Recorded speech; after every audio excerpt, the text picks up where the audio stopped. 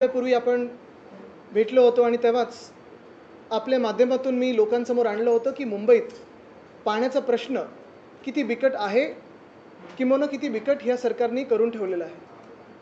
अनेक ठिकाणी आपण पाहत होतो पाण्याचा दाब कमी होता, दूषित पाणी येत होतं आणि ह्याच सोबत टँकरचा स्ट्राईक म्हणजे महावीर जयंती असेल, हनुमान जयंती असेल, आंबेडकर जयंती असेल, या सणावारी मुंबईचे हाल झाले होते. काढला का? मुख्यमंत्र्यांनी लक्ष उशिरा दिलं का? कशाला उशिरा दिलं? का दुर्लक्ष केलं मुंबईकडे? हा एक वेगळा मोठा प्रश्न आहेच आणि कदाचित त्याचं उत्तर मुख्यमंत्री स्वतः देऊ शकतात किंवा देतील सुद्धा नाही. हे कदाचित हा प्रश्न राहीलच तसा. पण एक महत्त्वाचं आहे की ह्या आठवड्यामध्ये आपण पाहिलं असेल ठिकठिकाणी जे स्थानिक आमचे विभाग होते, प्रत्येक वॉर्ड ऑफिसवर आम्ही मोर्चा काढण्याचा प्रयत्न केला. अनेक ठिकाणी आमच्या कार्यकर्त्यांना नोटिसा देऊन पोलिसांनी आधीच उचललं, मज्जाव केलं, बंदी केली. आणि हे सगळं होत असताना आपण पाहिलं असेल पूर्ण महाराष्ट्रामध्ये असेल आणि मुंबईमध्ये देखील असेल, एका बाजूला गुन्हेगारी वाढत चालली होती. पण ह्या सरकारने पोलिसांचं पूर्णपणे लक्ष हे शिवसेना उद्धव बाळासाहेब ठाकरे पक्षाच्या कार्यकर्त्यांवर, ज्यांनी जनतेच्या हितासाठी जनतेचे प्रश्न घेऊन, पाण्याचे प्रश्न घेऊन वॉर्ड ऑफिसवर जाब विचारायला मोर्चा काढला होता. असो, अनेक ठिकाणी हा मोर्चा काढला गेला. स्थानिक नागरिकांनी देखील याच्यात मोठा सहभाग घेतला होता. या पुढच्या आठवड्यात देखील जिथे जिथे अजून व्हायचेत मोर्चे तिथे आम्ही काढणारच आणि ज्यांना जाब विचारायचा तो आम्ही विचारणारच. कारण ह्या आधी कधीही अशी परिस्थिती एप्रिलमध्ये उद्भवली नव्हती, मार्चमध्ये उद्भवली नव्हती. आणि झालं असं की ह्या सगळ्या गोंधळामुळे स्लम सोसायटीजना वाटायला लागले की हायराईज बिल्डिंग आमचं पाणी घेतात, हायराईजनं वाटतं चाळ सोसायटी आमचं पाणी घेतात. आणि सामाजिक वाद जो कधी मुंबईच्या रहिवाशांमध्ये नव्हता हा वाढायला लागलेला. पण हे सगळं होत असताना एक आपण लक्षात घ्या, अजून एप्रिल पूर्ण झालेलं नाही आहे आणि तापमान जे आहे ते 40 पार झालेलं आहे. म्हणजे 400 पार सरकार नाही गेलं, पण 42 असेल, 43 असेल हे तापमान व्हायला लागलेलं आहे. काल परवाकडे नाशिकहून येताना देखील भिवंडी असेल, वाशिंद असेल, 43 डिग्री 44 डिग्रीज हे कधी महाराष्ट्राने पाहिलं नव्हतं. पुणे असेल, ठाणे असेल, नागपूर असेल, उष्णता वाढायला लागलेली आहे. एका बाजूला मध्यंतरी अवकाळी पाऊस होऊन गेला.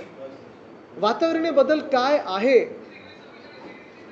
हे आपण डोळ्यादेखत पाहत आहोत, आपण अनुभवत आहोत. तरी देखील काल स्टेट वाईल्ड लाईफ बोर्ड याच्या बैठकीत मुख्यमंत्री महोदयांनी अनेक असे प्रस्ताव मंजूर केलेले आहेत, मान्य केलेले आहेत, ज्याच्यात लाखो झाडांची कत्तल आपल्या महाराष्ट्रात होणार आहे. कदाचित पर्यावरणाचा विषय घेतल्यानंतर आपल्या काही लोकांना कंटाळा येईल, काही चॅनल्स बंद करतील, काही चॅनल्स दाखवतील. पण मी एवढ्यासाठी तुम्हाला सांगतोय कारण इतर वेळी ज्या आपण गोष्टी दाखवत असतो, मग कधी शेतात अवकाळी पाऊस असेल, गारपीट असेल, कधी शहरांमध्ये होणारी उष्णता असेल, हीट स्ट्रोकनी लोक जाणारी असतील किंवा अजून काही दुष्परिणाम होणारे असतील, हे सगळे एकाच कारणामुळे होतं, ते म्हणजे क्लायमेट चेंज, वातावरणीय बदल, पर्यावरण. आणि कालचं स्टेट वाईल्ड लाईफ बोर्डच्या बैठकीत अनेक असे प्रस्ताव आणले ज्याच्यात फटाफट झाडांची ही कत्तल आता होणार आहे. खरं तर गेल्या 2-2.5 वर्षामध्ये एशनशी सरकारनी किंवा त्यांच्या जे काही घटनाबाह्य सरकार होतं त्यांचा गट जो होता त्यांनी मुंबई असेल, पुणे असेल, ठाणे असेल, अनेक ठिकाणी कितीतरी झाडांची कत्तल केली आहे. ह्याचं आता कुठेही मोजमाप लागणार नाही. पण तरी देखील कालच्या बैठकीमधले जर 2-4 तुम्हाला गोष्टी सांगायच्या असतील तर गारगाईचा प्रस्ताव, 5 लाख झाडांची कत्तल का? तर धरण बांधायचे मुंबईला 450 MLD पाणी आणायचं म्हणून. म्हणजे तुम्ही गंमत बघा, ज्या कारणामुळे तिथे पाऊस पडतो तेच कारण नष्ट करून टाकायचं. जंगल आहे, पर्यावरण आहे, वातावरणीय बदल आपण पाहतोय, तेच नष्ट करून टाकायचं. मुंबईची मॉन्सून डिपेंडन्सी वाढवायची आणि 5 लाख झाडांची कत्तल करून धरण बांधायचं. कशासाठी? 450 MLD पाणी आणायला. मान्य 450 MLD गरज आहे, पण जो आम्ही डिसॅलिनेशनचा प्लांट आणणार होतो ते डिसॅलिनेशनच्या प्लांटमध्ये एक झाड न कापता 2 वर्षामध्ये डिसॅलिनेशनच्या प्लांटने आपल्याला 450 MLD पाणी हे मुंबईला दिलं असतं पिण्यासाठी. आणि त्याही पुढे जाऊन काही थोडा अजून खर्च झाला असता तरी देखील 600 MLD पर्यंत आपण 3 वर्षात जाऊ शकलो असतो. पण गारगाई धरण होणार कधी, सुरुवात कधी होणार कधी, म्हणजे पुढची 10 वर्ष. त्याच्यात हे तर एक बाजूलाच, पण सुप्रमा म्हणजे सुधारित प्रशासकीय मान्यता हे मिळवण्यासाठी जे कॉन्ट्रॅक्टर एस्केलेशन करतात, आधी पण असा घोटाळा झाला आहे, नंतर पण आता कदाचित होऊ शकतो, पैशांचा खेळ ह्याच्यासाठी पर्यावरणाशी खेळत आहेत, तुमच्या आमच्या भवितव्याशी खेळतात, भविष्याशी खेळत आहेत. तसंच गडचिरोलीमध्ये मायनिंगचा प्रस्ताव आणलेला आहे. इथे जसं गारगाईमध्ये, पालघर आणि ठाणे जिल्ह्यामध्ये 5 लाख झाडांची कत्तल होणार आहे, गडचिरोलीमध्ये 1.5 लाख झाडांची कत्तल एका मायनिंग प्रोजेक्टसाठी होणार आहे. त्याच आसपास चंद्रपूर गडचिरोलीच्या आसपास मर्की मंगली मायनिंग प्रोजेक्ट जो मायनिंग ब्लॉक आहे, मी पर्यावरण मंत्री असताना हा रद्द करून ठेवला होता, ह्याला बाजूला ठेवलं होतं. मर्की मंगली 2 असेल, हा मर्की मंगली 1 असेल. उद्धव साहेबांनी देखील सांगितलं होतं की एक सुद्धा जंगल कापता येणार नाही. पण आता झालं असं की कालच्या बैठकीत हे देखील मान्य करून टाकलं घाईघाईत. ह्याच्यात ताडोबा अंधारी जो वाईल्ड लाईफ सँच्युरी आहे, कदाचित आपल्या देशात एकमेव टायगर सँच्युरी अशी आहे जिथे 100% तुम्हाला टायगरचं सायटिंग होणार आहे. तिथे हे मर्की मंगली आहे. टिपेश्वरमध्ये जातं, पैनगंगा, हा पूर्ण परिसराला निगेटिव्हली इम्पॅक्ट करणारं, लाखो झाडं परत कत्तल होणारं, हा त्यांचा दुसरा प्रस्ताव होता. तिसरं जर पाहिलं तर चंद्रपूर नागपूर हायवे ह्याच्यात देखील तसंच आहे.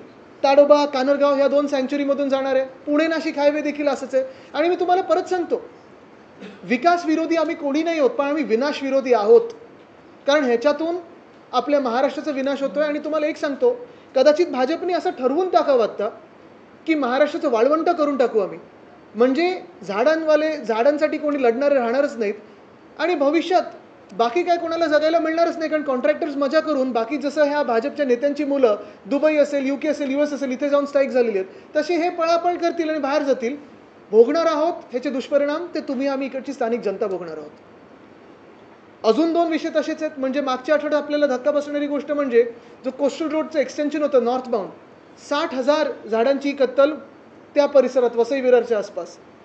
आणि सगळ्यात मोठी बातमी म्हणजे ही तर चला एक वेळ भाजप सांगू शकेल, एक वेळ फडणवीस साहेब सांगू शकतील, एक वेळ सरकार सांगू शकेल की हे विकास आहे विकास आहे, पण हा कुठचा विकास आहे हे देखील आम्हाला सांगावं. ठाण्यात एका बिल्डरसाठी कुठच्या प्रकारच्या विकासासाठी या ठाण्याच्या बिल्डरच्या झाडं कापण्याची परवानगी दाखवण्यासाठी झाडांची वयच कमी दाखवलीत. म्हणजे 100 वर्षापूर्वीची झाडं दाखवतात 10 वर्षापूर्वी लावलेली, 15 वर्षापूर्वी लावलेली.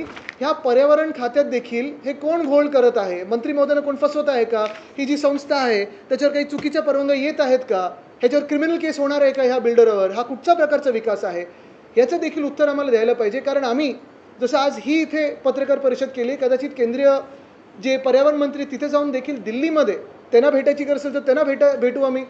पण हा सगळा जो भ्रष्टाचार चाललेला आहे आणि महाराष्ट्राचा विनाश करतायत हे सरकार, राष्ट्रपती पण जाऊ आम्ही, पण महाराष्ट्राचा विनाश आम्ही होऊ देणार नाही.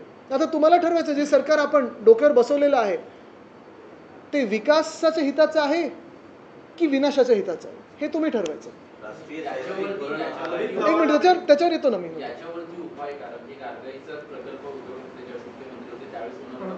बघा, तुम्हाला सांगतो, गारगाईबद्दलांचं मत स्पष्ट आहे.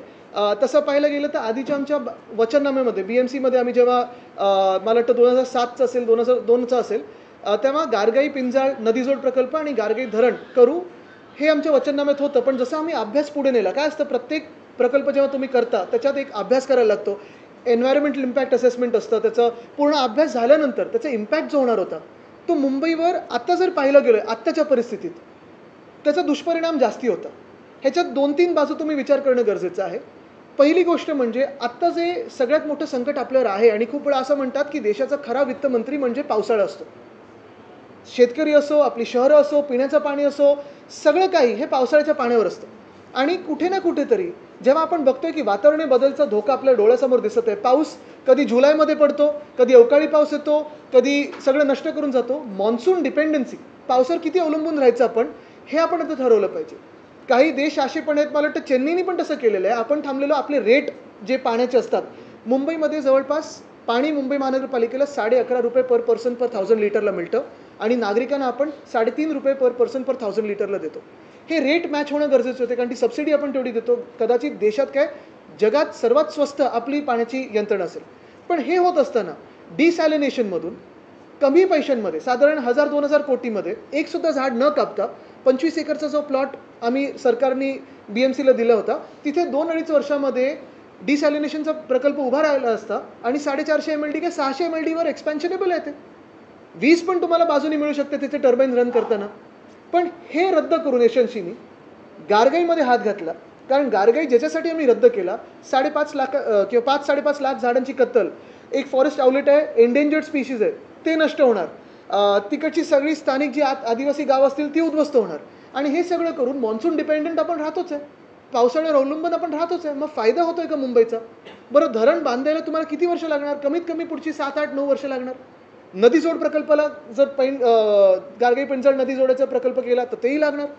पाईपलाईन तिथून टाकून 450 MLD विरुद्ध इथे 1000-2000 कोटीमध्ये इथे कमीत कमी 70 ते 80,000 कोटी जातील बघा. जसं मेट्रो 3 मध्ये 23,000 कोटीला यांनी सुरुवात केली होती, आता 50,000 कोटीच्या पुढे गेला असेल प्रकल्प. हे कॉन्ट्रॅक्टरसाठी धोरण आहे, मुंबईसाठी नाही आहे. म्हणून मी तुम्हाला एक विनंती करीन की आपल्या चॅनलवर देखील पाहिजे तर मला नका बोलू, पण जे ह्याच्यात तज्ज्ञ मंडळी आहेत, मग पाण्याचे असतील, तांत्रिक गोष्टींमध्ये असतील, धरण बांधण्यात असतील आणि पर्यावरण प्रेमी असतील, ह्यांना बोलून आपण न्यूट्रली फेअरली परिणाम दुष्परिणाम दोघांचे हे दाखवा, लोकांना पटेल. आधीला ज्यावेळेस तुम्ही विरोध केला होता तेव्हा आधीची 2200 झाडं तोडली होती, आता विरोध करताय की आता तरी बघा, एक आहे विरोध करून ह्या सरकारचं डोकं ठिकाणीवर आहे का हा विचारण्याचा प्रश्न आलाच आहे ना आता. कारण महाराष्ट्राचं वाळवंट करून मिळणार काय आपल्याला? मतदारसंघासहित एकंदरीतच मुंबईत आता सध्या पाणी टंचाई हो, विशेषतः 15 दिवसामध्ये झालेलं प्रकरण आहे. यामागे कुणी अदृश्य शक्ती काम करते का? नेमकं पाणी पितंय कोण? बघा, तुम्हाला सांगतो आता हाच प्रश्न अनेक बिल्डिंग विचारतात, अनेक स्लम सोसायटीज विचारतात. नेमकं पाणी पिताय कोण म्हणजे ह्याच्यात 2-3 गोष्टी आहेत. एक तर पाण्याचं प्लॅनिंग करायला लागतं. एप्रिल-मे पर्यंत आपण 5% 10% हा पाण्यावर कट लावायचो, तो लावलाय का मुंबई महानगरपालिकेने? दुसरं म्हणजे आत्तापर्यंत डिसॅलिनेशन प्लांट जो आम्ही 2022 साली त्याचं टेंडर बिंडर सुरू केलेलं, ते जर झालं असतं तर कदाचित ह्या वर्षी किंवा या वर्षाच्या शेवटपर्यंत पुरेसं पाणी मुंबईला मिळालं असतं. तिसरी गोष्ट म्हणजे आम्ही सिवेज ट्रीटमेंट प्लांट, जे मोदी साहेबांनी सांगितलं की त्यांनी गिफ्ट दिली, त्यांनी नाही गेली. टेंडर आमच्या वेळीच आहे. 10 वर्ष सुप्रीम कोर्ट आणि NGTच्या कचेरीत होतो आम्ही. सरकार आमचं पडलं आणि त्यांनी नुसतं भूमिपूजन केलं. पैसा हा मुंबईचा आहे, मुंबई महानगरपालिकेचा, भाजपचा नाही आहे ना केंद्र सरकारचा. त्याच्यातून 2700 MLD पाणी आपल्याला मिळणार आहे. पण हे सगळं प्लॅनिंग करत असताना महत्त्वाची गोष्ट हीच आहे की आत्ता जी कामं चाललेली आहेत, रस्त्याची कामं असतील, खोदकामाची कामं असतील, तिथे खूप ठिकाणी पाण्याच्या लाईन ज्या डॅमेज झालेल्या आहेत, दूषित पाणी येतं आहे, पाण्याचा दाब कमी आहे आणि ही यंत्रणा सगळी विस्कळीत झाली आहे. कारण राजकीय नेतृत्वातून कोणीही आत्ता BMCमध्ये नाही आहे. मुंबई महानगरपालिका ही मुख्यमंत्र्यांच्या ऑफिसमधून चालते. प्रकल्पासाठी आम्हाला परमिशन मिळाली. पुढच्या 5 वर्षात आम्ही हा प्रकल्प तयार करू. मी आत्ता त्या प्रकल्पाला 5 वर्ष जर सांगत असतील, चॅलेंज आत्ता देतो मी. झालं तर आनंद आहे, पण जे नुकसान होणार आहे पर्यावरणाचं आहेच, पण महाराष्ट्राचं नुकसान होणार आहे. आणि मॉन्सून डिपेंडन्सी म्हणजे पावसाळ्यावर जे आपण अवलंबून राहणार आहोत ते दूर होणार आहे का? बघा, आता हे सगळं चालू आहे, पण काल स्टेट वाईल्ड लाईफ बोर्डाने जे मंजूर केलेलं आहे, खरं ह्या बोर्डाने जबाबदारीने पाहिलं पाहिजे हे प्रोजेक्ट्स किती बरोबर आहेत, किती अयोग्य आहेत. आणि हे सगळं आता कदाचित केंद्राकडे जाईल, नाही जाणार. अजून एक गौप्यस्फोट आम्ही ह्याच सगळ्या पर्यावरण खात्याचा नाही पण त्या विषयाचा करणार आहोत, तो नंतर करणार आहोत. अजितदादा म्हणतात लोकसंख्या वाढली त्यामुळे पाणी प्रश्न निर्माण झालेला आहे, नैसर्गिक प्रक्रियांना पाणी जास्त वापरलं जाते, अशा पद्धतीने स्टेटमेंट केलंय. हे किती गंभीर आहे, काय नेमकं? त्यांचे अनेक स्टेटमेंट जुने पाहण्यासारखे आहेत, मी त्यांच्यावर काही बोलणार नाही. हा झाला विषय 100%. पण एक बघा, तुम्ही मुंबईत फिरताना देखील तुम्हाला जाणवेल की उष्णता जी वाढलेली आहे ती या झाडांच्या कत्तलमुळे झालेली. चेंबूरमध्ये त्या दिशेला जाताना प्रियदर्शनीचं जे सर्कल आहे, गंमत अशी आहे, एशनशी गटाने तिकडच्या स्थानिक आमदारांनी असेल काय डोकं लावलं मला माहीत नाही, चांगली 11 की 12 पाम ट्रीज होते, सुंदर पाम ट्रीज होते, ते असे अर्धवट कापलेत आणि त्या पाम ट्रीच्या आता बाकांना कापल्यानंतर रंगरंगोटी केली आहे ब्युटिफिकेशनच्या नावाखाली. ही अशी अक्कल एशनशीने वापरलेली.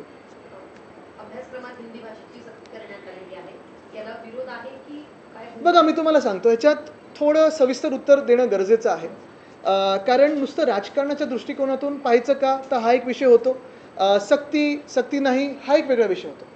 राजकारण जर पाहायचं असेल तर योगायोग बघा, परवाकडे ज्या भेटीगाठी झाल्या, एकामेकांना आधार देण्यासाठी असेल, एकामेकांना आयडिया देण्यासाठी असेल, एकामेकांना पुनर्जन्म देण्यासाठी असेल, पाठिंबा विरोध हे सगळं जे काही चालतं ह्याच्यातून एकच दिसतं, कदाचित असा डाव असू शकतो. बिहारची निवडणूक येत आहे, भाजपला तिथे गरज आहे, मुंबई महानगरपालिकेची लागेल, तुम्ही हिंदीचा विषय घ्या, आम्ही मराठीचा विषय घेतो, दोघांचा फायदा, लोक मरतील ह्याच्यात, बाकी काय, आपलं तर नीट चालून जाईल असा ह्यांचा विचार असू शकतो. कारण ह्या भेटीनंतरच योगायोगाने त्यांच्याच गटाच्या जे काही मंत्री आहेत त्यांनी हे परिपत्रक काढलेलं आहे. दुसरी गोष्ट, ह्याच्यात जर थोडा सेन्सिबली विचार केला तर असं आहे की आमचं मत स्पष्ट आहे, मराठी हे सगळ्यांना महाराष्ट्रात आलंच पाहिजे. मराठी ही सक्तीची असायलाच पाहिजे.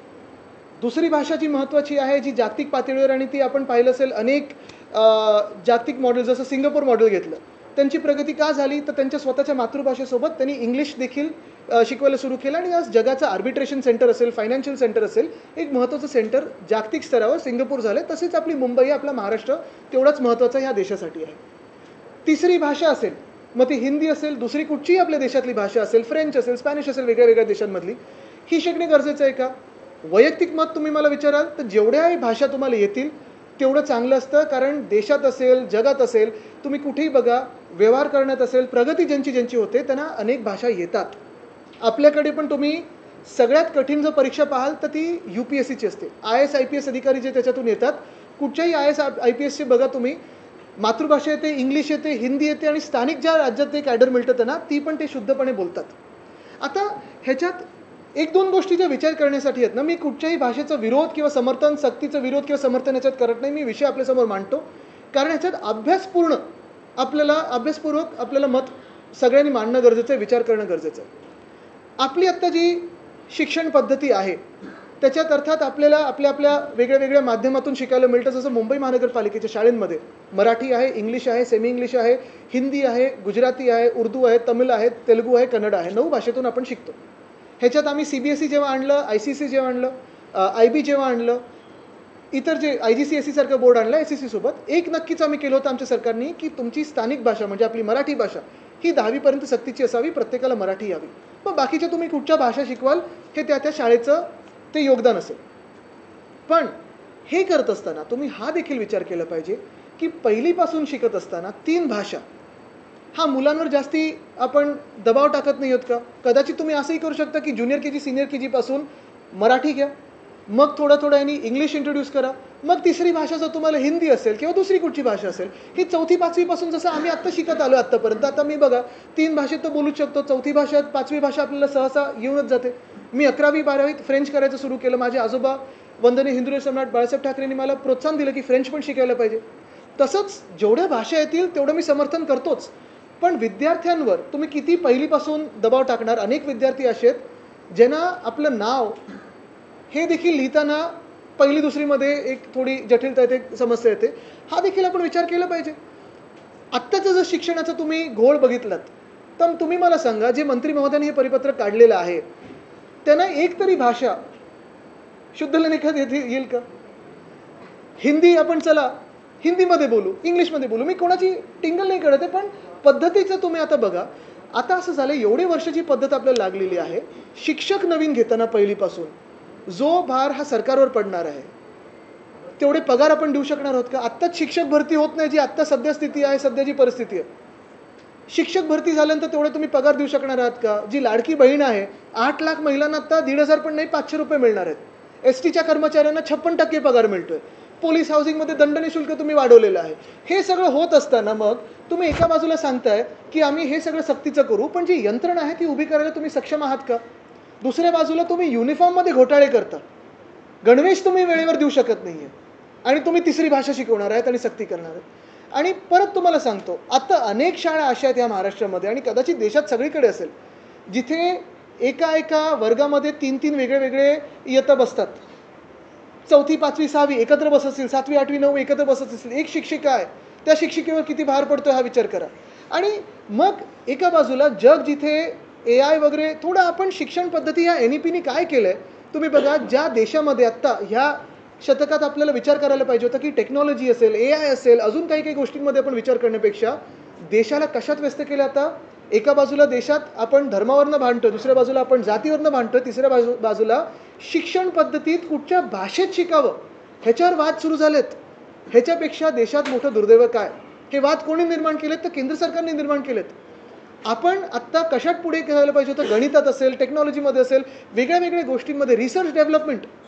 तुम्ही कुठचंही देशातलं जर रिसर्च डेव्हलपमेंटमध्ये देश पुढे असेल, तिकडे युनिव्हर्सिटीमध्ये शाळेमध्ये रिसर्च होतात. आपल्याकडे ती संधी मिळते का आपल्या विद्यार्थ्यांना प्रश्न विचारायला? उलट प्रश्न विचारू नका, पण विद्यार्थ्यांना एका घटनेवर, एका फॉर्म्युलावर, एका कुठच्या मॅथच्या गणिताच्या फॉर्म्युलावर प्रश्न विचारायला संधी मिळते का? ही पद्धत जेव्हापर्यंत आपण बदलत नाही तोपर्यंत आपण बिघडत जाऊ आणि अशाच वादात रंगत राहू. मला वाटतं एक थोडा सविस्तर विचार मुख्यमंत्र्यांनी केला पाहिजे. जसं मी सांगितलं, कुठच्याही भाषेला विरोध करत नाही जोपर्यंत मराठी 1ली ते 10वी सक्तीचं आहे. पण जेव्हा आपण नवीन भाषा शिकतो, एखादं माध्यम आपलं मातृभाषेतलं असलं तरी नवीन भाषा शिकताना, जगाशी कम्पीट करताना आपण कुठच्या इयत्तेत ते इंट्रोड्यूस केलं पाहिजे आणि जी आपली शिक्षण पद्धती आत्ता आहे त्याच्यात ते सुटेबल आहे का आणि ती कशी सुधारू शकतो, इथपासून सुरुवात झाली पाहिजे. नाशिकच्या शिबिरामध्ये एआयचा वापर करून बाळासाहेबांचा आवाजामध्ये एक व्हिडिओ प्रस्तुत करण्यात आला आणि त्याच नंतर संपूर्ण राजकीय वर्तुळामध्ये अशा चर्चा उमटू लागलेल्या आहेत की हा एआयचा वापर चुकीच्या पद्धतीने केला जातोय. पाहायला गेलं तर जे सत्ताधारी आहेत त्यांच्या माध्यमातून असं सांगण्यात येत आहे की त्या माध्यमातून बाळासाहेबांचे विचार मांडले नाहीत तर ते उद्धव ठाकरेंचे विचार त्या एआयच्या भाषणातून. हे आम्हाला चोर सांगणार, कशाला आम्ही चोरांना उत्तर देऊ. त्यांना जर लाज वाटत नसेल तर स्वतःच्या वडिलांचा, स्वतःच्या आजोबांचा फोटो लावा. नाशिकमध्ये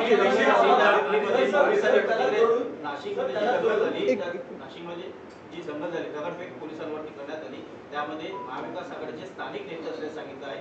आपल्या पक्षातून बघा, निलोफर शेख, ऐका, मी तुम्हाला सांगतो, पहिली गोष्ट म्हणजे आत्ता हेच सांगतो मी की गेल्या 11 वर्षामध्ये किंवा महाराष्ट्राच्या 10 वर्षामध्ये 2.5 वर्ष आमच्याकडे सरकार होतं. तेव्हा गृहमंत्री एक व्यक्ती नव्हती, बाकीचे 8.5 वर्ष कोण गृहमंत्री होतं. मुंबईमध्ये म्हणजे नागपूरमध्ये दंगल, नाशिकमध्ये दंगल, ज्या 2 शहरांमध्ये दंगल कधी व्हायची नाही तिथे दंगल घडलेल्या आहेत. मुंबईमध्ये 3-3 शूटआउट होतात. परवा डायमंड गार्डनला शूटआउट झालं, त्याच्या आधी बाबा सिद्दीकीची हत्या झाली, त्याच्या आधी सलमान खानवर शूटआउट झालं. म्हणजे नक्की गृह खातं कशात व्यस्त आहे तर विरोधी पक्षाच्या मागे लावणं, फोन टॅपिंग करणं, आम्ही मोर्चे काढले की त्याला अडवणूक करणं, त्याच्यावर लाठीचार्ज करणं, ह्याच्यात व्यस्त ठेवलेलं आहे. पोलिसांना एक दिवस मोकळा द्या की जे गुन्हेगार असतील महाराष्ट्रातले उचलून काढा आणि बाहेर फेका, द्या ना एक दिवस त्यांना मोकळा करून. पण तसं न करता स्वतःच्या राजकीय हितासाठी हे पोलीस यंत्रणा वापरत आहेत.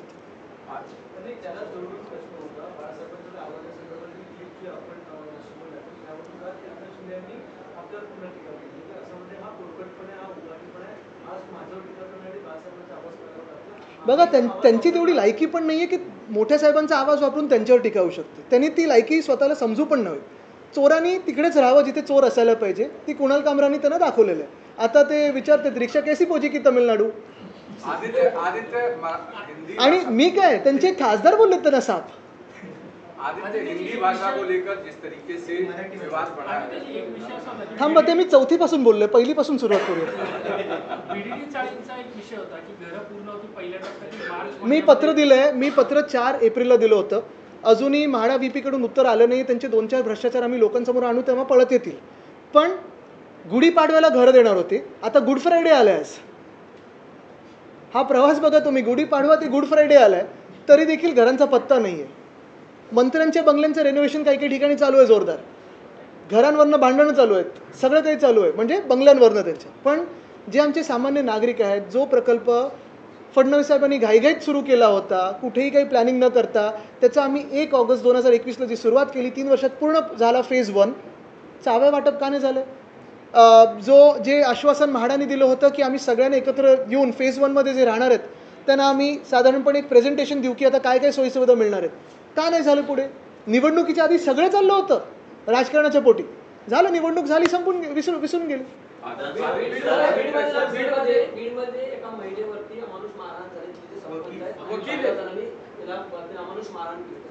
बीडचं हे प्रकरण आहे. काल परवाकडे आमचे वैभव नाईकांनी सिंधुदुर्गातलं प्रकरण काढलेलं आहे.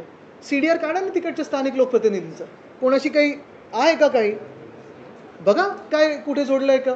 आणि मग मला वाटतं कुठे ना तर कुठे हे जे काही दिसतंय चित्र, कदाचित ह्यांच्या तिघांच्या बिगडीमध्ये महाराष्ट्राचे हाल असे व्हायला लागलेले आहेत की मुख्यमंत्री निर्णय नाही घेऊ शकत, कारवाई नाही करू शकत.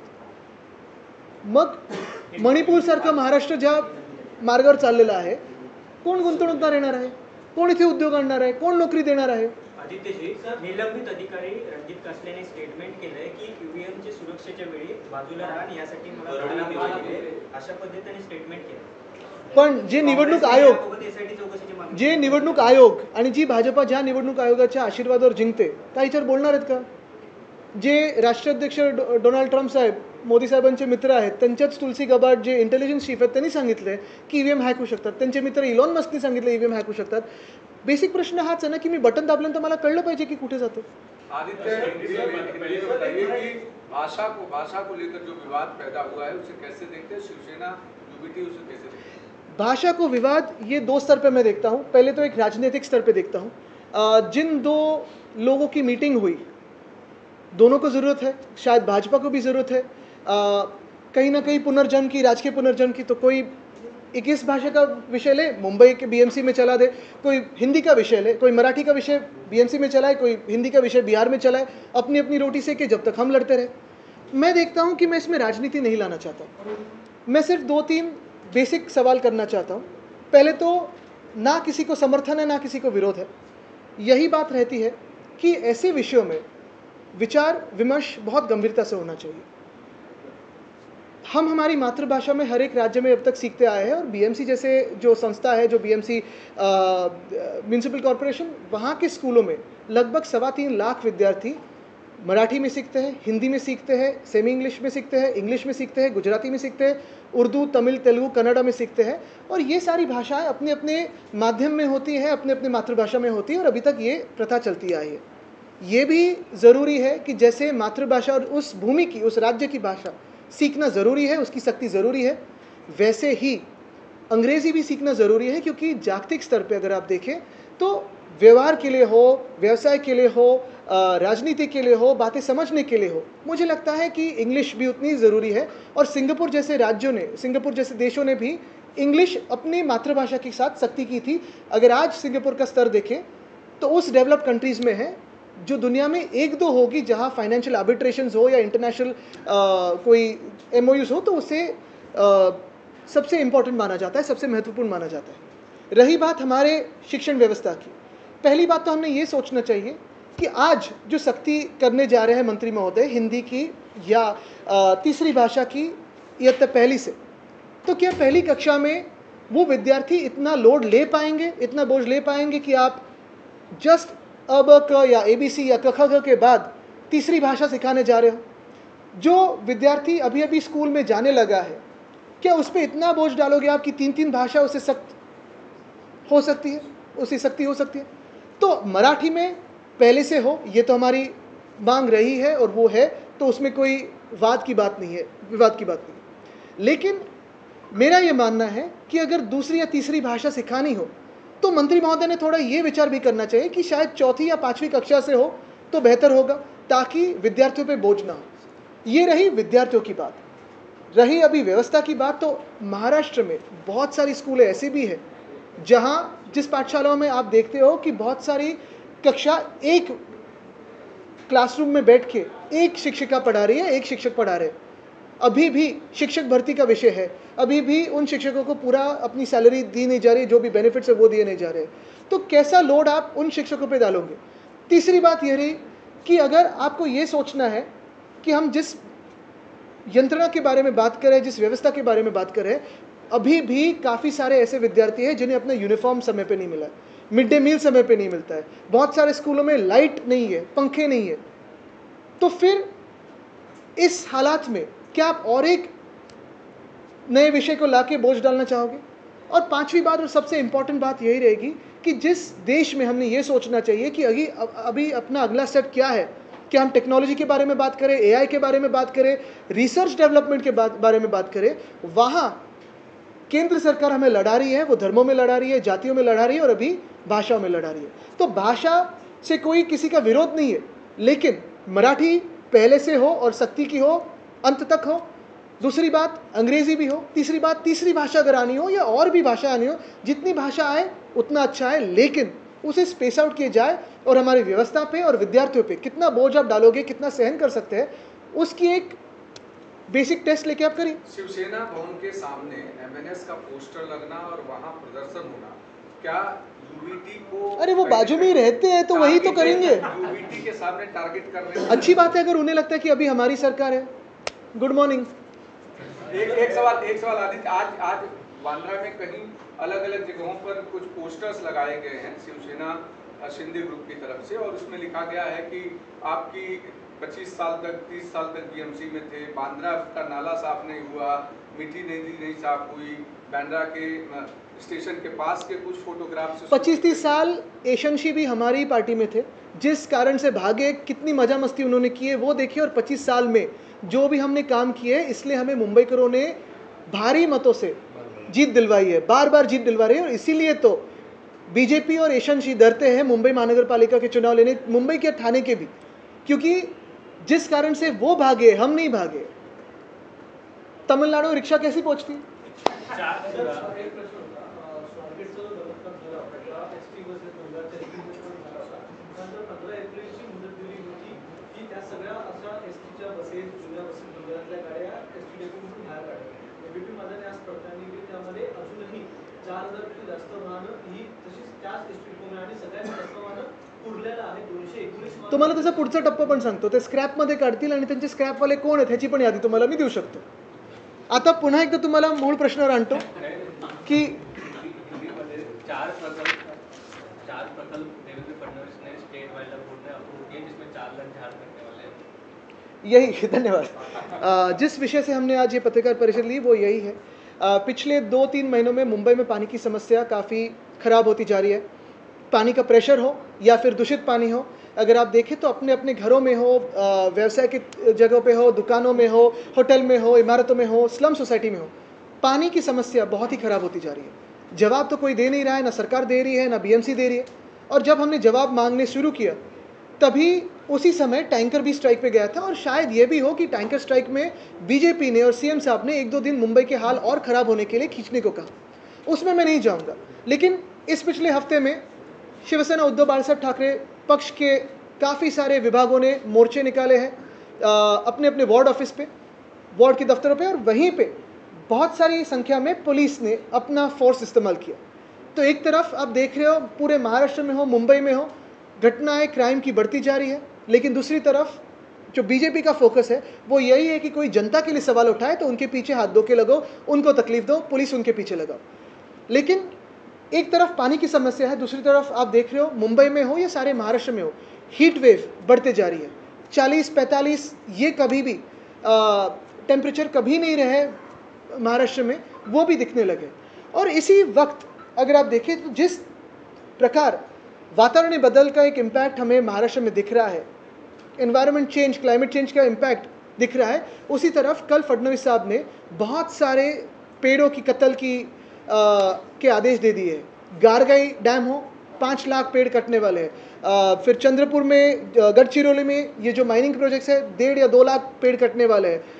मरकी मंगली माइनिंग प्रोजेक्ट हो, ताडोबा अंधारी कॉरिडोर हो, यहाँ पे एक इम्पैक्ट होने वाला है टाइगर सेंचुरी में. चंद्रपुर नागपुर हाईवे हो, ताडोबा है, कानरगांव सेंचुरी है, यहाँ इम्पैक्ट होने वाला है. मैनग्रोव्स के लिए 60,000 पेड़ों की कत्ल होने वाली है. और थाने में भी बहुत सारा विकास हो रहा है जिस बिल्डर के लिए. तो ऐसे बिल्डर, उनका नाम तो मैं जानना चाहता हूँ सरकार से कि क्यों इतना प्यार आया है. जो पेड़ कटने वाले थे, हर एक पेड़ के पीछे एक पेनल्टी होती है, कॉम्पेंसेटरी एफॉरेस्टेशन होता है. उसी पेड़ का एज 100 साल से कम करके लगभग 5 या 10 साल दिखाया ताकि ये पेनल्टी लगे ही नहीं. ये कौन सा विकास है भाई? ये क्या समस्या है? इतना प्यार क्यों आया है इस सरकार पे? ये बताएं. एक सवाल और कि जिस तरीके से नासिक में आप लोगों का जब निर्धार सभा चल रहा था, उसके एक दिन पहले वहाँ पर दरगाह हटाने को लेकर जो उत्पात हुआ, नागपुर में जिस तरीके की घटनाएं हुई, उसको लेकर के इसी में फेलियर ऑफ होम डिपार्टमेंट कहूँगा. जिस होम डिपार्टमेंट को संभाल रहे हैं फडणवीस साहब पिछले 8 सालों से, यही बात है कि खुद सीएम भी है और होम मिनिस्टर भी है, गृह मंत्री भी है, लेकिन नागपुर में दंगे होना, नासिक में दंगे होना, मुंबई में सलमान खान के घर पे हो, बाबा सिद्दीकी शूटिंग हो, या फिर चेंबूर में डायमंड गार्डन शूट आउट हो, ये शूट आउट पहले मुंबई में पिछले 20 सालों में कभी नहीं होता था. उसके पहले जब गैंगवॉर होते थे तब हुए थे. तो मैं यही करूँगा और कहूँगा कि विरोधी पक्ष, विपक्ष के पीछे पुलिस को लगाने से अच्छा होगा कि फडणवीस साहब क्रिमिनल्स को ख़त्म करने के लिए पुलिस को 2-3 दिन दे, सब खत्म हो जाएंगे. पुलिस की उतनी ताकत है लेकिन हाथ तो बंधे हुए. एक सवाल और गुजराती बनाम मराठी घाटकोपर में सामने आया कि एक गुजराती सोसाइटी में नॉन वेज ना खाए, एक मराठी. ऐसे अगर कहीं हो रहा होगा तो जैसे ट्रंप वहां से डिपोर्ट कर रहे हैं लोगों को, जो भी महाराष्ट्र में आके हम पे अपनी संस्कृति लाने की कोशिश करेगा, वेज नॉन वेज की बात करेगा, मराठी लोगों का अपमान करेगा, वैसे ही फडणवीस साहब ने उनको यहाँ महाराष्ट्र से हो, मुंबई से हो, डिपोर्ट करना जरूरी है. तभी हम समझेंगे कि ये सरकार महाराष्ट्र की है, नहीं तो ये गुजरात की सरकार है. काल जो पालकडे घाटकोपरचा जो वाद आलाय, बघा मी तुम्हाला पहिलं पण सांगितलं, मुंबईत अनेक भाषे लोक वर्षानुवर्ष राहत आले, कुठेही असा वाद व्हायचा नाही. भाजपच सत्तेत आल्यानंतर स्वतःची संस्कृती, स्वतःचे जे काही व्हेज नॉनव्हेजचे प्रेफरन्स आहेत मराठी माणसाला लादायला लागले. आमचा सण आहे, अरे आमचा पण सण आहे, आम्ही जो नवरात्रीत पण जो आमचा प्रसाद असतो त्याच्यात प्रॉन असतात, मासे असतात, मटण असतं. पण तुमचे जे काही विचार आहेत, जी तुमची भाषा आहे, तुम्ही आमच्यावर लादायला गेलात तर मी आजच सांगतो हे कधीही आम्ही सहन करणार नाही. आणि फडणवीस साहेबांनी दाखवावं की ट्रम्पनी जसं डिपोर्ट तिथून केलेलं आहे, जे कोणी या महाराष्ट्रात येऊन मराठीचा अपमान करतील, आपल्या संस्कृतीचा अपमान करतील, आमच्यावर अन्याय करण्याचा प्रयत्न करतील, जर हे सरकार गुजरातचं नसेल आणि महाराष्ट्राचं असेल, तशाच बेड्या ठोकून त्यांना इथून तिथे पाठवलं पाहिजे.